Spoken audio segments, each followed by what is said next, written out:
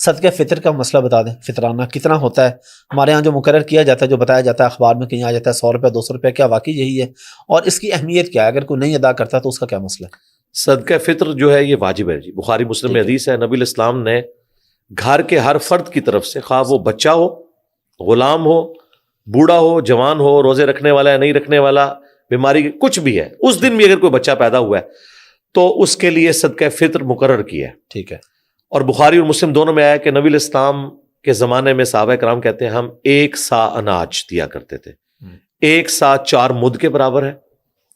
یہ آج کی ڈیٹ میں ایگزیکٹلی جو کیلکولیشن اس وقت سعودی عرب کی ہے، ہمارے اسٹوڈنٹس ہیں مدینہ یونیورسٹی میں، انہوں نے باقاعدہ وہاں سے ہمیں اس مد اور سا کی پکچرز بھیجی ہیں، اس پیمانے کی.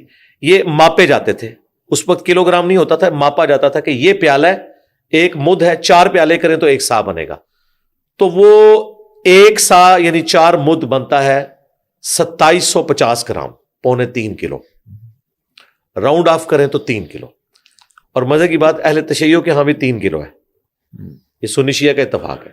حنفی 2 کلو بتاتے ہیں، اہل حدیث بھی 2.25-3 کلو کے قائل ہیں. اہل حدیث امام شافعی کے موقف کو بہتر سمجھتے ہیں کہ اناج کے سوا دیا ہی نہیں جا سکتا. میرے نزدیک امام حنیفہ کا موقف درست ہے، اناج بھی دیا جا سکتا ہے، رقم بھی.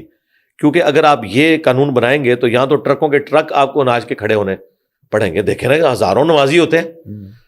دوسری طرف یہ بھی مانتے ہیں کہ اگرچہ سونے کی زکوٰۃ میں سے سونا ہی نکالنا ہوتا ہے، لیکن وہاں یہ کرنسی کی شکل میں بھی زکوٰۃ دے دیتے ہیں. یہاں پہ بھی کرنسی کی شکل میں اگر کوئی 2750 گرام یا راؤنڈ آف کریں 3 کلو گندم یا کھجور، اگر کھجور دینا چاہتا ہے 1000 روپے کلو ہے تو وہ کتنی بن جائے گی؟ کشمش. ٹھیک ہے.